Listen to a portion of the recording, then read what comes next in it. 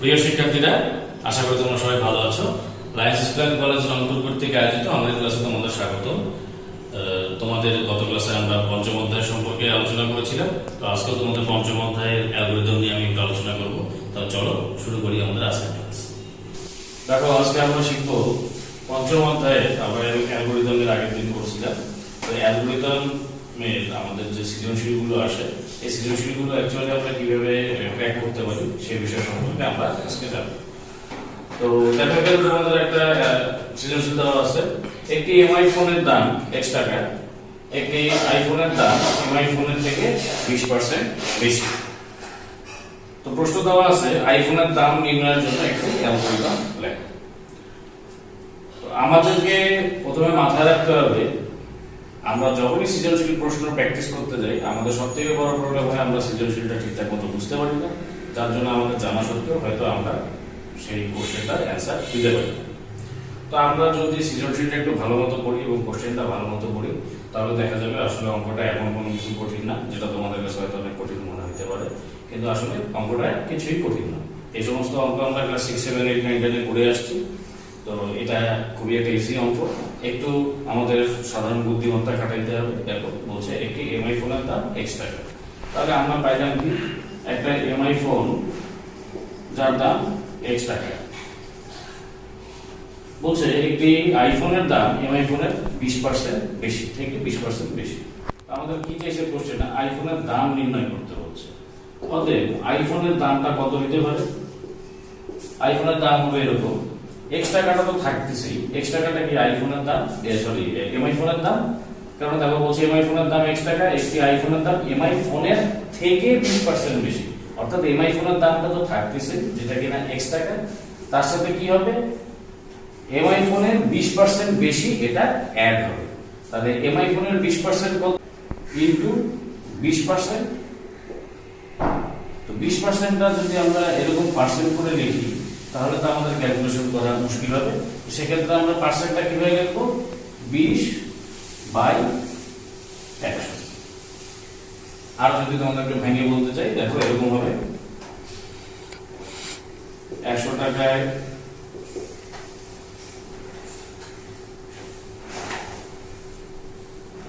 20 টাকা, 1 টাকায় হচ্ছে কত, 20/100। আর x টাকায় কত হবে, x ইনটু 20/100। আমরা ওই নিয়মের অঙ্ক করছিলাম। এখানে সমীকরণটা কত পেলাম, এত টাকা এক্সট্রা আমার অ্যাড হবে। তাহলে x এর সাথে এই টাকাটা যদি অ্যাড করে দিই, তাহলে আমরা কি পেয়ে যাচ্ছি, আইফোনের দামটা পেয়ে যাচ্ছি। তাহলে আমাদের দেখো সমীকরণটা কত হইলো, আমাদের সমীকরণটা হইলো এইটা, একটা আইফোনের দাম বেরোলো কোনটা, এত টাকা। এখন দেখো আমরা এইটার আঙ্গিকে অ্যালগরিদমটা কিভাবে করব। দেখো অ্যালগরিদমটা এখন আমরা করব। প্রথমে লিখব স্টেপ 1। স্টেপ 1 এ কি লিখি আমরা, স্টার্ট, এটা আমরা জানি এটা কমন। এরপরে কি লিখব, স্টেপ 2। এখানে ইনপুট কোনটা হবে, দেখো আইফোনের দামটা বলে দেওয়া নাই, সেটাই হবে কি ইনপুট। তাহলে ইনপুট x।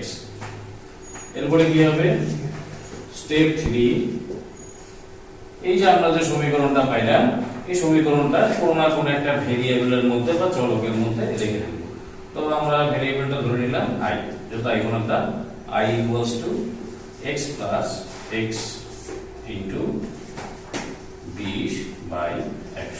আমরা জানি স্টার মানে হচ্ছে কি কম্পিউটারের ভাষায় গুণন, তাই আমরা তাকে এখানে গুণ চিহ্নের বদলে স্টার ইউজ করলাম। তো এই দেখো আমাদের যে সমীকরণটা আমরা পাইছিলাম আইফোনে, সেটাই আমরা লিখে দিলাম কার মধ্যে, একটা ভেরিয়েবল i তার মধ্যে রাখলাম। কেন রাখলাম, যাতে মেমোরিতে i এর মধ্যে এই দামটা বের হয়ে থাকে। এটা কতদিন আমরা শিখছিলাম। তো যাই হোক, এরপরে দেখলাম আমরা কি, স্টেপ 4 প্রিন্ট, আইফোনের দামটা কার মধ্যে আছে, i এর মধ্যে। তাহলে প্রিন্ট কত, i। Step 5 stop. দেখো আমরা কি করলাম, প্রথমে কাজটা শুরু করলাম, তারপরে স্টেপ 2 তে কি করলাম, একটা ইনপুট x নিলাম। কেন, যেহেতু এমআই ফোনের দামটা এখানে x টাকা বলা আছে, তাই আমরা ইনপুট নিলাম কি, x টাকা, x। তারপর আমরা কি করলাম, step 3 i equals to x plus x into 20/100। এখানে আমরা সমীকরণটা যেটা বাইর করছিলাম সেই সমীকরণটাই এখানে বসাই দিলাম, কারণ আইফোনের দাম আমরা দেখতে পারলাম কি, ঠিক আছে, এই যে টাকাটা বের হয়েছে x প্লাস x ইনটু 20/100 সেটা হচ্ছে আইফোনের টাকা, সেটা আমরা এখানে বসাই দিলাম। এরপর আমরা কি করলাম, স্টেপ করে যাই i এর মধ্যে যেহেতু আমরা আইফোনের দামটাকে রাখছিলাম মেমোরিতে, তো প্রিন্ট i করে দিলাম, অর্থাৎ আইফোনের দামটা এখানে আমরা ডিসপ্লেতে দেখাই দিলাম। এরপরে কি হবে, স্টেপ 5 স্টপ, কাজটা শেষ করে দিলাম। দেখো আমরা আরেকটা সৃজনশীল দেখি, সৃজনশীলটা দেওয়া আছে, দেখো পিতার বয়স পুত্রের বয়সের 3 গুণ, মাতার বয়স পিতার বয়সের থেকে 6 বছর কম, পুত্রের বয়স x বছর। প্রশ্ন দেওয়া আছে কি, পিতা পুত্র মাতার বয়স নির্ণয়ের জন্য একটি অ্যালগরিদম লেখো। আরেকটা কোশ্চেন এরকম হতে পারে, তিনজনের বয়স একত্রে নির্ণয়ের জন্য একটা অ্যালগরিদম লেখো। আবার এইভাবেও আসতে পারে, তিনজনের বয়সের গড় নির্ণয়ের জন্য অ্যালগরিদম লেখো। ঠিক আছে, তো দেখো আমরা এটাকে কিভাবে সলিউশন করব। আমরা এগুলো অঙ্ক কিন্তু 8 9 এ পড়ে আসছি। তো দেখো পাটিগণিতে এগুলো অঙ্ক কিভাবে করতে হয় আমরা জানি। এখানে বলা আছে কি, পিতার বয়স পুত্রের বয়সের 3 গুণ, মাতার বয়স পিতার বয়সের থেকে 6 বছর কম, আর পুত্রের বয়স কত, x বছর। তো দেখো পুত্রের বয়সটাকে আমরা ধরি, পুত্রের বয়স কত, পুত্রের বয়স ইংলিশে এটাকে আমরা ধরে নিলাম, ধরো পুত্র তো p ধরে নিলাম, ইকুয়ালস টু কত, x বছর। এরপরে দেখো দেওয়া আছে কি, পিতার বয়স, কি বলা আছে, পিতার বয়স পুত্রের বয়সের থেকে 3 গুণ, তার মানে পিতার বয়সটাকে f ধরে দিলাম, f ইকুয়ালস টু কত, 3 ইনটু x বছর, কারণ পুত্রের বয়স কত, x, তাহলে পুত্রের বয়সের সাথে কত হচ্ছে, 3 গুণ হবে, তাহলে 3 ইনটু x অর্থাৎ 3x। এরপরে দেখো পুত্রের বয়সের পরে আমরা পিতার বয়স নির্ণয় করে ফেললাম, এরপরে কার বয়স নির্ণয় করতে বলছে, মাতার বয়স।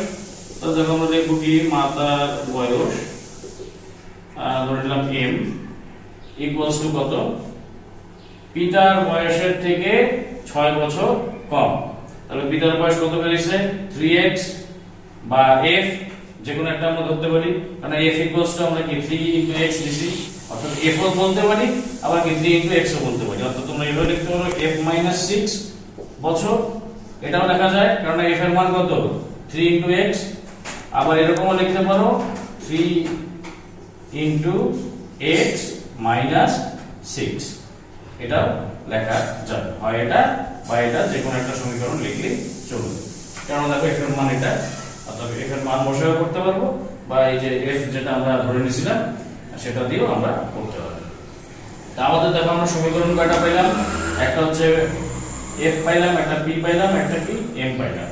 তো এই যে এখানে p অর্থাৎ কি পুত্রের বয়স x বছর, এই x বছর দিয়ে কিন্তু পিতার বয়সটা এবং মাতার বয়সটা নির্ণয় করা হয়েছে। অর্থাৎ এই অ্যালগরিদমটা করতে গেলে আমাদের ইনপুট কোনটা হবে, এই x বছর, এটা হবে কি আমাদের ইনপুট। এই x বছর ইনপুট দিয়ে আমরা এই দুইটা যেহেতু নির্ণয় করছি, তাহলে এই দুইটা হবে কি আমাদের প্রসেস।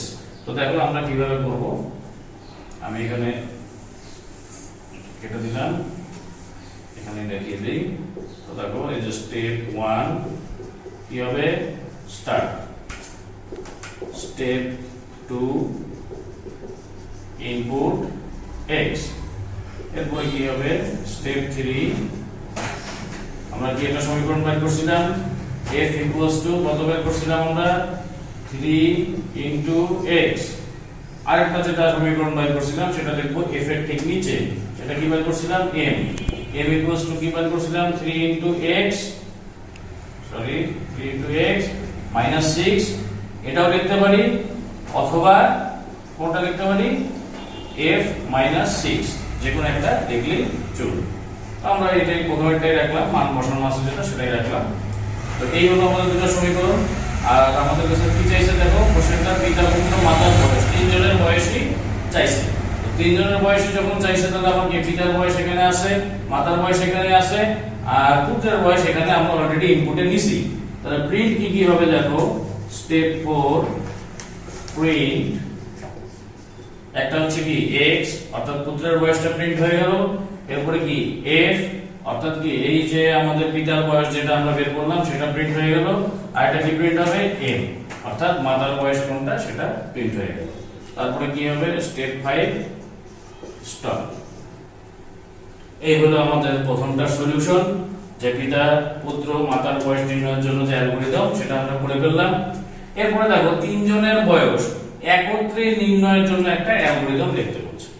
তো দেখো এই যে আমরা যে এখানে জিনিসটা করছি, এখানে কিন্তু আমাদের কি পিতার বয়স পুত্রের বয়স দেওয়া আছে, পিতার বয়স দেওয়া আছে, মাতার বয়সও দেওয়া আছে। তো তিনজনের বয়স একত্রে নির্ণয় করতে গেলে এই x অর্থাৎ পুত্রের বয়স, এই যে f পিতার বয়স, আর এই যে m, এই তিনটা কি একসাথে যোগ করে দিলেই তিনজনের বয়স একত্রে পাওয়া যাবে। তাহলে দেখো আমরা কিভাবে লিখবো, আমরা জাস্ট প্রসেসটাতে যাই চেঞ্জ করব।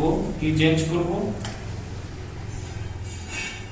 তিনজনের বয়স একত্রের জন্য আমরা একটা সমীকরণ নিলাম s ইকুয়ালস টু কি লিখবো দেখো x প্লাস অর্থাৎ পুত্রের বয়স প্লাস 3 ইনটু x অর্থাৎ এটা কি পিতার বয়স, এটা আমরা সমীকরণে বাইর করছিলাম, প্লাস মাতার বয়সটা লিখতে হবে।